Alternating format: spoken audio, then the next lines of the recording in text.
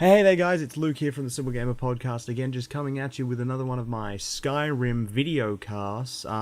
Sadly, Trent cannot join us today due to the fact that we're at my house today, as you can see by the old Harry Potter poster I've got sitting up in the background there, and, this giant pop filter sitting in front of my microphone that I always use. So, just me today. I'm not sure if Trent will be back, but I'll definitely try and get him back for others just to make it more entertaining. After all, who wants to stare at my face for the entire day? So, basically I just wanted to talk a little bit about the game and what I've been experiencing on my own so far in Skyrim, and maybe do a little bit of news, but that depends if I feel like it or if we, have enough time, that sort of thing.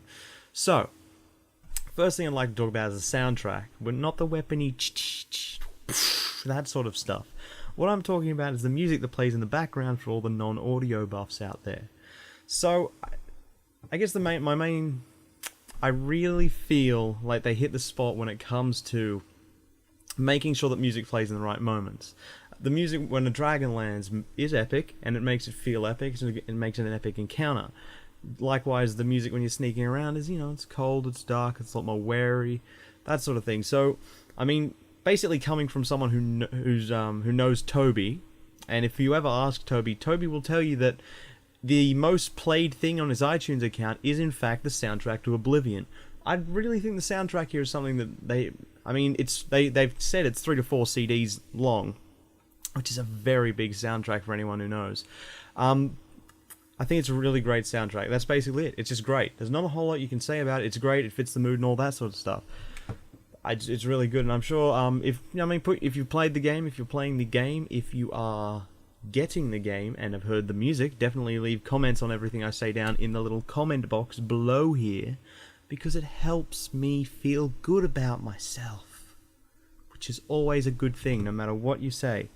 One of the other things I've been noticing a lot is stealth has suddenly become a lot more difficult. Maybe that's just me. But when I'm trying to sneak around a lot, it might just be me, I'm a bit of a noob in case you haven't noticed, which you wouldn't have. Stealth feels like one of those things where it's ramped up in difficulty, it's harder to do, it's more of a you've got to focus on it thing than Oblivion. Because in Oblivion you could basically pair up sort of your stealth actions with a lot of the other stuff, or focus on it if you really wanted to. But if you're trying to be a warrior stealth or a magey stealthy type person, you could pretty much get away with it fairly easily, and stealth was not that hard a thing to do. But at the moment I feel like stealth is one of those things that's they've kind of made a specific skill, that's a specific thing you have to be good at in the game, which is very odd to come across from, they've never done that before. What else have I been doing? So yeah, I'm playing like a mix of all three. Like, they listed those stereotypes, Bethesda, where you've got like the warrior, the mage, and the thief. So I'm kind of playing a mix between all three with a little bit more focus on the mage and the thief. I am recovered though. If any of you have seen yesterday's video cast, Trent and I were very tired, and we do apologise for mumbling a lot, and I do apologise for not looking at the camera a bunch. What else?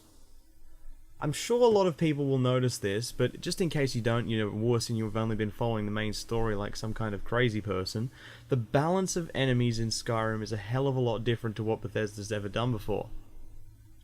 For example, dragons are actually a lot easier to kill than you might think. In fact, killing a dragon just happens to be a hell of a lot easier than killing something like the giants that wander around, or a mammoth. And then, even then, it depends on what area you're in, on how hard they are.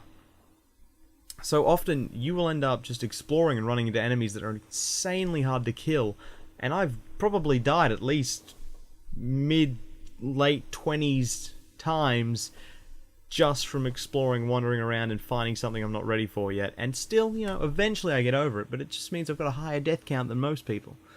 But that's definitely something that might be considered a negative about the game, that there are a lot of areas that you need to wait to go to, whereas in Oblivion, everything leveled along with you, and you could kind of go wherever you pleased, just because everything was your level. Everything was pretty much easy or possible or slightly difficult to beat, unlike in Skyrim where often things become near impossible to defeat, which in a lot of ways kind of makes it like Dark Souls, which could be a good or a bad thing depending on your opinion of that game.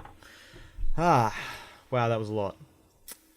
So I guess, Trent and Toby and I have all been enjoying the game. Toby has considerably less time to play it.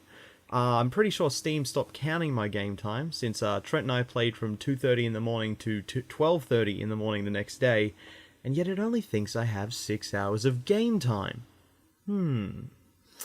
Well, so there's one more thing I wanted to mention this one. Oh, the Dark Brotherhood. One of the things I really do like, which you can ignore that. One of the things I really do enjoy about what they've done with the guilds, if you want to call them that, in the game, is that they not only that they all have names and they all have their own little backstories now, instead of just being the Warriors Guild and the Thieves Guild and the Mages Guild. You know, you've got the Companions and the College of Winterhold and the Thieves Guild. Anyway, one of the things I do like is the way they've treated the Dark Brotherhood, where now it's not like, you killed somebody, we're coming for you. Instead, it's taken me probably a good hour of sleuthing, if you will, to get to the point where they're actually paying attention to me. So if anyone wants a tip to this, and skip to, I'd say, 7 minutes 20 if you don't want to know how this happens, you want to find it out for your own. So skip to there. I'll go through this really quickly. Basically, if you want to find the Dark Brotherhood, you need to kill one of the you'll eventually run into an assassin who's trying to kill you. You need to kill him, take the note, and then wander around cities for a bit. Go to Riften, talk to a guy near the gates, and he'll tell you of a man who used to go to the used to live in the orphanage there, who moved to Let me look on the map. To Windhelm. You go to Windhelm, find him, do the ritual for him, and then the Dark Brotherhood will send you a note saying, "We know." That's it. That's all you have to do. After that, the Dark Brotherhood will eventually find you. And personally, I love the Dark Brotherhood because they encourage you to kill people. And what is there you cannot like about that, after all? It's the only place in the game that will actively encourage you to kill innocent civilians. God bless you, Dark Brotherhood. God bless you. Anyway, I think that's just about all I wanted to talk about for this episode. If there's anything you want me to talk about, explain, examine, blah blah blah blah blah blah. Oh, wait, one more thing.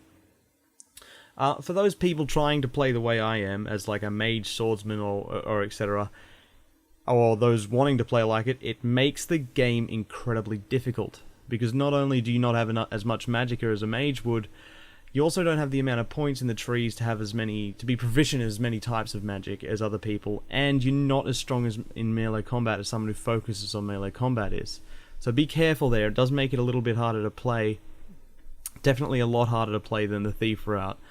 Okay, no, actually, that is all I have to say. I have a few more topics I'd like to talk about, but I will save them for tomorrow. With these, they take an awful while to encode. I'm not sure why. It's probably because I'm playing Skyrim at the same time as encoding. My poor little computer's going to dissolve. That's about all I have for you today, though, guys. If you've got Skyrim, enjoy it. If you don't have Skyrim, you should probably go find yourself a copy. If that's about it.